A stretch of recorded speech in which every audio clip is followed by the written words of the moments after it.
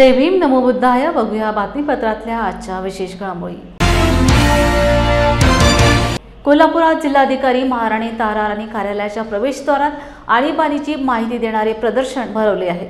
अशोक स्तंभराज मुद्रा ऐवजी संगोलचे चित्र लावल्यावरून वंचित बहुजन युवा आघाडी संघटनेच्या वतीने जिल्हाधिकारी कार्यालयासमोर आक्रमक आंदोलन करीत संगोलऐवजी राजमुद्रा लावावी याबाबत जिल्हाधिकारी प्रशासनाला जाब विचारण्यात आला।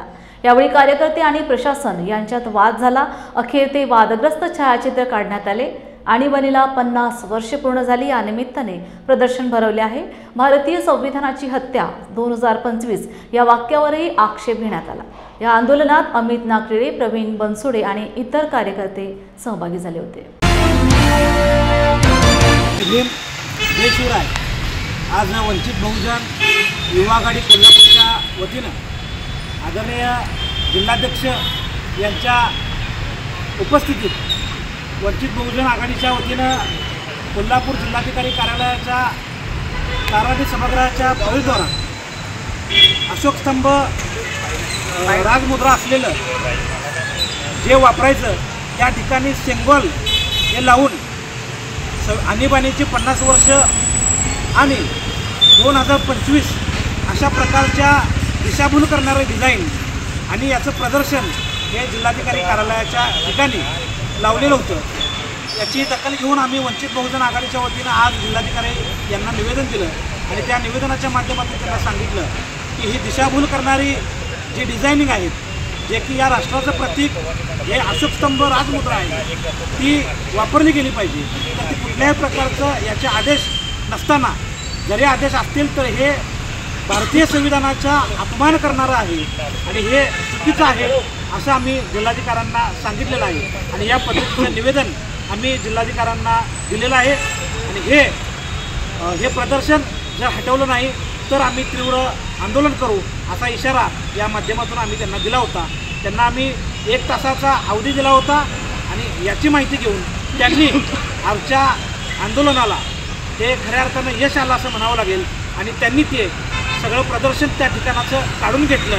अशा जे पुन्हा होणार नाही याचा अहवाल ते आपल्याला देतील आणि या संदर्भात वंचित बहुजन आघाडीच्या वतीनं ह्या उधळून आपण टाकलेलं आहे असं या ठिकाणी मी आज वंचित बहुजन आघाडीच्या वतीनं जिल्हाधिकारी कार्यालय कोल्हापूर या ठिकाणी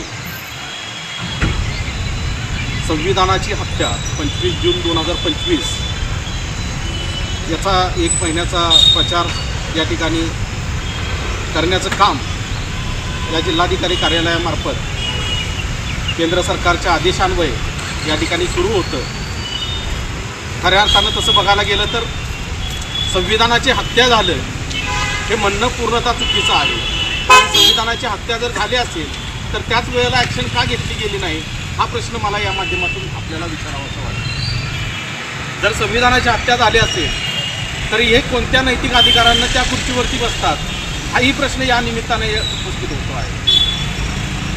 आज या संविधान हत्या दिवस या ठिकाणी जिल्हाधिकारी कार्यालयामार्फत त्याचा प्रचार या ठिकाणी सुरू आहे आणि या ठिकाणी जे राष्ट्रीय प्रतीकं ठरलेले आहेत ही ठरलेली प्रतीकं काढून त्या ठिकाणी मनुवादी व्यवस्थेनं प्रस्थापित केलेली त्या ठिकाणी सेंगॉल हे चिन्ह वापरून त्या ठिकाणी जर प्रचार आणि प्रसार होत असेल, त्या ठिकाणी तिरंगा आणि सेंगॉल हे वापरा म्हणून सांगितलेलं होतं, पण तिरंग्याचं चिन्ह कुठेही दिसलं नाही। म्हणजे खऱ्या अर्थानं जिल्हाधिकारी कार्यालयसुद्धा योग्य काम करतंय का याचं आत्मचिंतन करणं त्यांनी गरजेचं आहे। सेंगॉल हे चिन्ह राष्ट्रीय चिन्ह म्हणून या ठिकाणी जाहीर करण्याचा आदेश कोणता आहे तो त्यांनी दाखवावा। सर्वप्रथम केंद्राने त्यांना परिपत्रक दिले, ते परिपत्रक खाली फॉलो करतायत।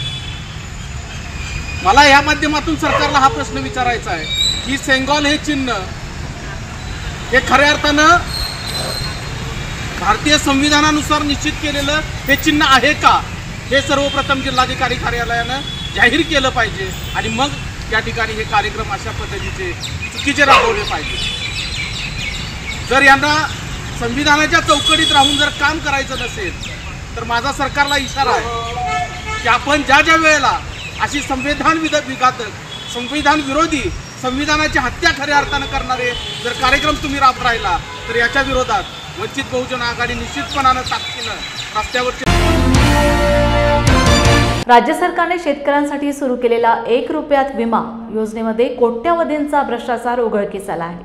यामध्ये गुंतलेल्यांवर कारवाई होणार का असा प्रश्न कोल्हापूरचे काँग्रेसचे विधान परिषदेतील गटनेते आमदार सतेज पाटील यांनी अधिवेशनात उपस्थित केला.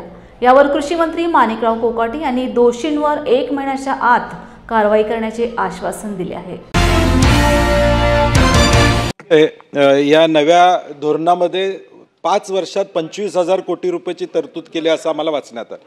25,000 कोटी रुपये जर आम्ही शेतकऱ्यांच्यासाठी या पीक विम्यासाठी विमा कंपन्यांना देणार असेल, आज कृषी दिन आहे सुदैवानं, आणि हे जर आम्ही 25,000 कोटी देणार असेल तर विमा मिळवण्यामध्ये काही टाईम लिमिट आपण घातला आहे का, किंवा त्याचा विम्याचा परतावा किमान 25 दिवसात 50 दिवसात त्या विमा कंपनीने द्यावा. मी GR वाचलेलं नाही म्हणून मी 10 GR निघाला आहे का आपला, तर GR निघाला नसेल तर मी वाचलेलं नाही, परंतु GR निघाला नसेल तर त्यामध्ये अशा पद्धतीची तरतूद आहे का की 50 दिवसात 100 दिवसात त्याचा मोबदला या ठिकाणी शेतकऱ्याला मिळावा. दुसरं आपलं एक मध्ये स्टेटमेंट होतं की 1 रुपये विम्या एक रुपयाच्या विम्यामध्ये प्रचंड भ्रष्टाचार झाला. आपण मगाशी आता जाहीर केले की विमा कंपन्याला ब्लॅकलिस्ट करणार. ते स्पेसिफिक माझा प्रश्न आहे, किती दिवसात तुम्ही ब्लॅकलिस्ट करणार, आणि 1 रुपये विमा योजना जी होती त्यामध्ये भ्रष्टाचार झाला, जर कृषी मंत्री म्हणून आपण जर जाहीर करत असছিला तर त्याच्यावर कारवाई होणार का? अध्यक्ष महोदय, सभापती महोदय, सन्माननीय सदस्य पाटील साहेब यांनी जे विचारलं आहे ती गोष्ट खरी आहे, परंतु यामध्ये भांडवली गुंतवणूक आणि विमा या 2 गोष्टी वेगवेगळ्या आहेत, त्या एकत्र करता येणार नाही. भांडवली गुंतवणूक ही शेतीमध्ये भांडवली गुंतवणूक का करायची वेळ आली तर विमा कंपनीमध्ये आपण जे 5-6 हजार कोटी रुपये भरत होतो ते आता विमा कंपनीला 700-750 कोटी रुपयावर पैसे भरण्याची वेळ आली. म्हणजे याचा अर्थ सरकारचे 5,000 कोटी रुपये वाचलेत, ते 5-5.5 कोटी रुपये वाचलेत, ते पैसे आम्ही भांडवली गुंतवणुकीमध्ये खर्च करणार आहोत शेतकऱ्यांच्या. मग त्याला क्रॉप कव्हर आहे, त्याला मल्चिंग पेपर आहे, त्याला ड्रीप आहे, त्याला गोडाऊन्स आहेत. म्हणजे शेतकऱ्यांना भांडवली गुंतवणुकीसाठी जे पैसे लागतात ते पैसे याच्यासाठी आपण 5,000 कोटी रुपये दर वर्षाला खर्च करणार आहोत. असे मिळून 5 वर्षामध्ये 25,000 कोटी रुपयाची गुंतवणूक आपण शेतीमध्ये करणार आहोत. त्यामुळे त्याचा आणि विमा कंपनीचा काही संबंध नाही, परंतु विमा कंपनीच्या बाबतीत जर कोणी तक्रार केली असेल आणि तो जर दोषी सापडला तर त्याच्यावर महिनाभराच्या त्यात कारवाई करण्यात येईल. विरोधी पक्षनेते ती विमा द्यायला पीक कापणी जोपर्यंत होत नाही तोपर्यंत विमा कसं देणार? पीक कापणी प्रयोग झाल्यानंतर पीक कापणी प्रयोगाची अट असल्यामुळे पंचनामा झाल्यावर NDRF मधून लगेच मदत मिळणार. सदस्य महोदय, NDRF मधून लगेच मिळणार, पण पीक विम्याची जी पद्धत आहे पीक कापणी प्रयोग केल्याशिवाय त्याला त्याचं उत्पन्न ग्राह्य करता येणार नाही. 15 महिना पीक कापणी झाल्यानंतर महिनाभराच्या आत हो 30 दिवस. माता रमाई आंबेडकर बुद्धविहार बुद्ध कीर्ती चॅरिटेबल ट्रस्ट व ओकासा मार्गदर्शन केंद्र यांच्या संयुक्त विद्यमाने सहयोग नगरातील माता रमाई आंबेडकर बुद्ध विहाराच्या परिसरात स्पर्धा परीक्षेच्या विद्यार्थ्यांना अभ्यास करण्यासाठी अत्याधुनिक यंत्रणेसह वातानुकूलित सर्व सोयींनी युक्त अशी सुभेदार रामजी आंबेडकर अभ्यासिकेचे काम अंतिम टप्प्यात आले. काही दिवसातच ही अभ्यासिका विद्यार्थ्यांच्या सेवेत निःशुल्क उपलब्ध होणार असल्याची माहिती बुद्ध चॅरिटेबल ट्रस्टचे उपाध्यक्ष साहेबराव गायकवाड यांनी लॉर्ड बुद्धा टीव्हीवर सांगितले. ही अभ्यासिका लवकरात लवकर पूर्ण व्हावी याकरिता भिक्खू शीलरत्न बुद्ध चॅरिटेबल ट्रस्टचे अध्यक्ष रमेश कोकरे, सुभाष काटकांबळे, माता रमाई महिला मंडळाच्या अध्यक्षा जयाताई सूर्यवंशी, राजेश बिराडे, इंद्रजित नरवाडे प्रयत्नशील आहेत. जय भीम. बौद्ध उपासक उपासिका यांच्यासाठी माता रमाई आंबेडकर बुद्ध विहार सहयोग नगर नांदेड या ठिकाणी सुभेदार रामजी आंबेडकर वाचनालय या ठिकाणी 6 वर्षापासून चालू आहे. त्या वाचनालयाचा व्यवस्थापक म्हणून या ठिकाणी मी काम करतो. विनामूल्य अशा प्रकारची सेवा देत असतो. डॉक्टर बाबासाहेब आंबेडकर यांनी सांगितल्याप्रमाणे समाजाचे ऋण आपण आपल्या वेळ देऊन आर्थिक मदत करून आपण फेडत असतो. त्याचाच एक किंवा त्याचीच एक प्रेरणा घेऊन या ठिकाणी अत्याधुनिक अशा प्रकारची अभ्यासिका या ठिकाणी होत आहे, ज्यांचे प्रयत्न आणि संकल्पना साहेबराव गायकवाड या ठिकाणी फार प्रचंड मेहनत घेऊन ती अत्याधुनिक अशा प्रकारची अभ्यासिका चालू करणार आहे, त्याचं काम चालू आहे। त्यानंतर ही अभ्यासिका AI या तंत्रज्ञानाचा वापर करून कॉम्प्युटराईज अशा प्रकारची अत्याधुनिक अभ्यासिका विनामूल्य मुलांसाठी चालू होणार आहे। थोड्याच दिवसामध्ये त्याचं काम पूर्ण झाल्यानंतर ती विनामूल्य अशा प्रकारची अभ्यासिका आपल्या समाजातील तरुणांना, मुलांना, मुलींना ती ओपन करण्यात येईल, खुली करण्यात येईल। अशा प्रकारचा आज या अभ्यासिकेचा उद्देश असेल। सर्वांना जय भीम। मी साहेबराव गायकवाड बुद्धकीर्ती चॅरिटेबल ट्रस्टचा उपाध्यक्ष आहे आणि संयोगनगर बुद्ध विहार परिसरामध्ये जी आम्ही वातानुकूलित अभ्यासिकाची निर्मिती करत आहोत, यासाठी आम्ही सर्वांनी असं ठरवलं होतं की आपल्या शहरामधील जे गोरगरीब विद्यार्थी आहेत त्यांना अभ्यासासाठी किंवा अभ्यासिकेसाठी जे पैसे लागतात, तर आपण अशी एक संकल्पना करू की ती संकल्पना आम्ही माननीय पालकमंत्री महोदय यांच्या निधीमार्फत साकारलेली आहे। काहीच कालावधीत म्हणजे जवळपास 1 महिन्याभराच्या कालावधीमध्ये ही अभ्यासिका पूर्ण रूप धारण करून विद्यार्थ्यांसाठी खुली करण्यात येईल। आमचा मानस होता की जे नांदेड शहरामधील गोरगरीब विद्यार्थी आहेत, ज्यांनी इथं येऊन म्हणजे विहार परिसरामध्ये येऊन तथागताच्या शांततेच्या परिसरामध्ये येऊन अभ्यास करावा आणि मोठा अधिकारी व्हावं, याचे उदाहरण म्हणून आमच्या डोळ्यासमोर आम्ही नालंदा, त्याच्यानंतर तक्षशिला हे डोळ्यासमोर ठेवलं। आमच्या बुद्धकीर्ती चॅरिटेबलची जी टीम आहे, ज्याच्यामध्ये कोकरे सर असतील, बिराडे सर असतील, या नरवाडे सर असतील, हे बाकी सर्वजण जे की इथे तन मन धन लावून ही अभ्यासिका लवकरात लवकर विद्यार्थ्यांसाठी कशी खुली करता येईल यासाठीचे प्रयत्न चालू आहेत। आणि मी आपल्याला तुमच्या चॅनलच्या माध्यमातून सांगू इच्छितो की जे काही विद्यार्थी जे होतकरू आहेत, ज्यांना बाहेरच्या अभ्यासिकांमध्ये पैसे भरता येणार नाहीत, त्यांच्यासाठी ही वातानुकूलित अभ्यासिका पूर्णपणे मोफत असेल। जय भीम, जय भारत। वसंतराव नाईक विद्यापीठ उड्डाणपूल हा रस्ता रहदारीसाठी सुरू करावा अशी मागणी भारतीय जनता युवा मोर्चाच्या वतीने जिल्हाधिकाऱ्यांना निवेदन देऊन करण्यात आली आहे। उड्डाणपुलाचे काम संपूर्णतः पूर्ण झाले असून तो रस्ता रहदारीसाठी सुरू करावा अशी मागणी करण्यात आली आहे। यावेळी निवेदनावर अक्षय चंद्रकांत डहाळे, जिल्हाध्यक्ष परभणी यांच्या नेतृत्वात हे निवेदन देण्यात आले आहे। आज भारतीय जनता युवा मोर्चा परभणी महानगरच्या वतीने अक्षदा मंगल कार्यालय वसमत रोडपासून जो महाविद्यालय कृषी महाविद्यालय परभणीमध्ये जे ओव्हरब्रिज झालेला आहे, फ्लायओव्हर उड्डाणपूल जे झालेलं आहे, तर ते फ्लायओव्हर 100% कंप्लीट झालेलं आहे आणि काही दिवस रहदारीसाठी चालूसुद्धा झाला होता, पण काही कारणास्तव तिथं आता बॅरिकेटिंग लावून तो उड्डाणपूल तात्पुरता बंद करण्यात आलेला आहे। त्याच्यामुळं जे विद्यापीठात राहणारे विद्यार्थी आहेत, विद्यार्थिनी आहेत, त्यांना तो त्रास होत आहे। तो नाहक त्रास टाळण्यासाठी आज आम्ही युवा मोर्चातर्फे मागणी केली की ती टेम्पररी बॅरिकेटिंग तिथून काढून टाकण्यात यावी, जेणेकरून विद्यार्थ्यांना ती एक सोयीची व्यवस्था होईल। जर मागण्या मान्य नाही झाल्या तर पुढचा पाऊल? नाही, मागण्या मान्य होणार, कारण की रास्त मागणी आहे। जर मागण्या मान्य नाही झाल्या तर आम्ही आंदोलन करू। क्या हुआ बहू? माँ, पाइल्स की बहुत तकलीफ हो रही है। तो तुम गुदरोग सर्जन के पास क्यों नहीं गई? देखो, जैसे हार्ट के लिए हार्ट स्पेशलिस्ट, ब्रेन के लिए ब्रेन स्पेशलिस्ट, तो पाइल्स के लिए पाइल्स स्पेशलिस्ट क्यों नहीं? स्त्री हो या पुरुष, टॉयलेट में तकलीफ केवल पाइल्स ही नहीं और भी कई प्रकार के गुदरोग तथा कैंसर भी हो सकता है, इसीलिए इसकी प्रत्यक्ष जांच जरूरी है। ठीक है माँ, पर जांच के लिए हम जाएंगे कहाँ? वही काले आयुर्वेदिक पाइल्स हॉस्पिटल में। लेकिन माँ, प्रेगनेंसी में पाइल्स की दवाइयाँ? प्रेगनेंसी में आयुर्वेदिक दवाइयाँ सुरक्षित होती है। जनहित में जारी काले आयुर्वेदिक पाइल्स हॉस्पिटल, औषधि चिकित्सा तथा सर्जरी ट्रीटमेंट उपलब्ध। हमारा पता उमरेड रोड, दिघौरी बस स्टॉप के पास, नागपुर। अधिक जानकारी के लिए वेबसाइट पर जाएं kalepailshospital.com।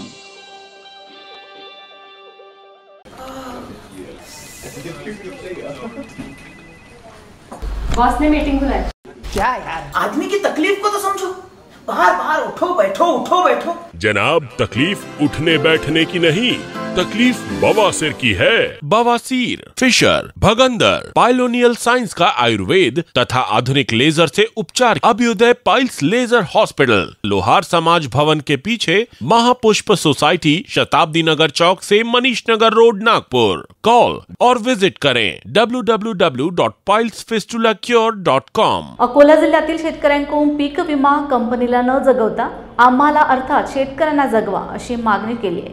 क्रांतिकारी शेतकरी संघटनेच्या तर्फे हा दावा करण्यात आला असून तब्बल 1 लाख शेतकऱ्यांकडून यावर्षी पीक विमा न काढण्याबाबतचे लेखी निवेदन राज्याचे मुख्यमंत्री देवेंद्र फडणवीस यांना देण्याचा निर्णय घेतलाय। शेतकरी हिस्सा वगळून केंद्र व राज्य सरकारकडून विमा कंपनीला 13,000 हेक्टरी सोयाबीन शेअर दिला जातोय। मात्र यंदा पीक विमा कापणीनंतरच शेतकऱ्याला मदत मिळणार आहे, त्यामुळे सरळ हा कंपनीचा फायदा होणार असल्यामुळे 1 लाख शेतकरी जिल्ह्यातून क्रांतिकारी शेतकरी संघटनेच्या माध्यमातून पीक विमा न काढण्याचा निर्णय घेऊन मुख्यमंत्र्यांना पत्र पाठवणार आहेत।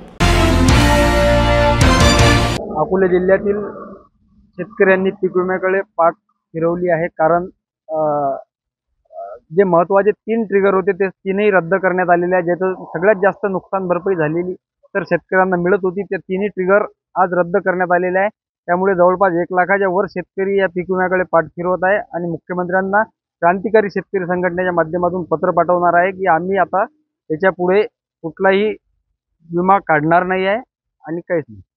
फायदा याच्यात विमा कंपन्याचा फायदा आहे, शेतकऱ्याचा 1 रुपयाचाही फायदा होणार नाही आहे। उलट शेतकऱ्यांसाठी जे 1 रुपयात पीक विमा योजना काढली होती ते टोटल बंद करून गव्हर्नमेंटने यावर्षी पूर्ण पैसे भरून विमा काढावा लागत आहे। त्यासाठी ही योजना शेतकऱ्याची नाही पण कंपन्याच्याच फायद्याची ठरत आहे। यावर्षी राज्य सरकारनं नवीन गाईडलाईननुसार पीक विम्यातील 3 ट्रिगर रद्द केलेले आहेत। त्या ट्रिगरमुळे शेतकऱ्यांना कुठेही फायदा होणार नाही, कंपनीचं घर भरलं जाणार आहे। कारण अतिवृष्टीमुळे किंवा सतत पाऊस झाला यामुळे जे शेतकऱ्याचं वैयक्तिक नुकसान होते तर ते आता शेतकऱ्यांना तक्रार करता येणार नाही। त्यानंतर कापणीनंतर जे शेतकऱ्यांचं नुकसान होते तेव्हाही तक्रार करता येणार नाही। आणि जे अग्रिम रकमेचे जिल्हाधिकारी आदेश काढून 25% नुकसान भरपाई शेतकऱ्यांना कंपनीला देण्यास भाग पाडत होतं तेही आता करता येणार नाही। आता फक्त पीक कापणीवर शेतकऱ्यांना लाभ मिळणार आहे। आणि पीक कापणीचे सोयाबीन कापसाला आतापर्यंत या 2-3 वर्षात कधीही लाभ झालेला नाही, कारण विमा मिळालेला नाही। त्यामुळे जे शेतकऱ्यांच्या नावावर अनुदान सरकार केंद्र आणि राज्य सरकार कंपनीला देत आहे ते फक्त शेतकऱ्यांच्या नावावर कंपनीचं घर भरण्यासाठी देत आहे। त्यामुळे आमची अशी मागणी आहे की हे बंद करा। जे कंपनीला तुम्ही 12 ते 13,000 रुपये हेक्टरी देता सोयाबीनसाठी, त्याच्यात तेवढेच पैसे टाकून 25,000 रुपये शेतकऱ्यांना हेक्टरी जर दिले तर निश्चितच शेतकऱ्यांना शेती उपयोगीसाठी त्याचा उपयोग पडेल। याच्यासाठी आज आम्ही आता यावर्षी एक माननीय मुख्यमंत्री साहेब यांना प्रत्येक शेतकऱ्यांचं एक निवेदन असं जिल्ह्यातील 1 लाख शेतकऱ्यांचं निवेदन आम्ही पाठवणार आहे की आम्ही विमा काढणार नाही। आम्हाला जी तुम्ही कंपनीला जी अनुदान देतात ते थेट आमच्या खात्यात जमा करा। सन 2024-25च्या हंगामात सोयाबीन खरेदीत अंधुरा ॲग्रो प्रोड्युसर शेतकरी उत्पादक कंपनीने शासनाच्या नावाखाली शेतकऱ्यांची केलेली फसवणूक तसेच सोयाबीन खरेदीत अनियमितता केलेल्या 20 खरेदी केंद्रांना शासनाने काळ्या यादीत टाकल्याचा तारांकित प्रश्न क्रमांक 10644 द्वारे आमदार रणधीर सावरकरांनी आज सभागृहात उपस्थित केला आहे। रणधीर सावरकर जी। अध्यक्ष महोदय, अर्थसंकल्पीय अधिवेशनामध्ये हा प्रश्न मी उपस्थित केला होता। मी रावळ साहेब आपले मंत्री महोदय यांचं अभिनंदन करतो की पहिल्यांदा असं झालं एखादा प्रश्न मांडला गेला आणि मांडल्यानंतर संबंधित व्यक्तीवर कारवाई झाली। 64 लाख रुपये सिक्युरिटी डिपॉझिट अंधुरा ॲग्रोत आपण जमा केलं, परंतु पुढे आपण ते शेतकऱ्यांना आतापर्यंत का वाटलं नाही, किती दिवसात वाटणार, हा एक प्रश्न। दुसरा प्रश्न, चिडून अधिकाऱ्यांनी या कंपनीच्या व्यतिरिक्त 20 अधिकच्या कंपन्या ब्लॅकलिस्ट केल्या। याच्यामध्ये काही लोकांवर गंभीर आरोप आहेत, काही लोकांचं आणि त्या अधिकाऱ्याचं पटत नाही म्हणूनही त्यांना ब्लॅकलिस्ट केलं। तर या ब्लॅकलिस्ट झालेल्या 20 कंपन्यांची यादीची फेरतपासणी करणार काय, हा एक विषय। दुसरं, आजपर्यंतच्या इतिहासामध्ये ते कंपनीवर गुन्हे दाखल होतील, मंत्री जबाबदार धरले जातील, ही व्यवस्था पाहणारे अधिकारी याच्यात एक तरी दोषी नाही का? हे जेव्हा चालू होतं भ्रष्टाचार 3 महिन्यापासून, तेव्हा अधिकारी झोपा काढत होते काय? आणि म्हणून याच्यामध्ये स्पेसिफिक तुम्हाला सांगतो मी, सभागृह अवाक होऊन जाईल. हा जो अंदुरा ॲग्रोचा मालक आहे नाना वराळे, याचं काम काय? शिक्षण विभागात मागच्या 10-15 वर्षापासून सरकार कोणाचे असो, हा व्यक्ती अल्पसंख्याकांचा दर्जा मिळवून देण्याचं काम, दलालीचं काम मंत्रालयात करते. हा म्हणील ती फाईल पुढे जाते. शिक्षण विभागात ते नोकरी भरती असते ना, त्याच्यामधलं अप्रुव्हल हा आणून देते. याची SIT तुम्ही करणार का? दुसरं याच्यामध्ये मंत्री महोदय, हे सर्व चालू असताना 11 लाख क्विंटलची रेकॉर्ड खरेदी केली आपण. माझी विनंती आपल्याला, आपण एक धोरण ठरवलं पाहिजे. मंत्री महोदय, एक फेडरेशनच्या अधिकाऱ्यांची बैठक, आपण नाफेड खरेदी करते, एजन्सी डिस्ट्रिक्ट मार्केटिंग फेडरेशन आहे. महाराष्ट्र राज्य मार्केटिंग फेडरेशन हे तिथल्या संचालकांच्या म्हणण्यावर खरेदी केंद्र अलॉट करतात आणि तिथं सर्व भ्रष्टाचार आहे. आणि म्हणून याच्याविषयी पुढच्या आठवड्यात आपण आपल्या दालनात बैठक घेणार काय, हा माझा एक प्रश्न. आणि या मंत्रालयात दलाली करणारे दलाल सर्व क्षेत्रात शिरून राहिले, या दलालांची SIT चौकशी करणार काय? आणि तिसरं तुमच्याही काळात होते भास्करराव, हे ऐकून घ्या, ह्याला राजकारण करू नका. हा दलाल काँग्रेसचं सरकार असतानाही कार्यरत होता, आताही आहे. तिसरा विषय, याविषयी धोरण ठरवणार काय? आणि सगळ्यात महत्वाचं, भास्करराव एक मिनिट, ज्या शेतकऱ्यांसाठी हा प्रश्न उपस्थित झाला, त्या शेतकऱ्यांना हे 64 लाख रुपये आपण कधीपर्यंत परत करणार?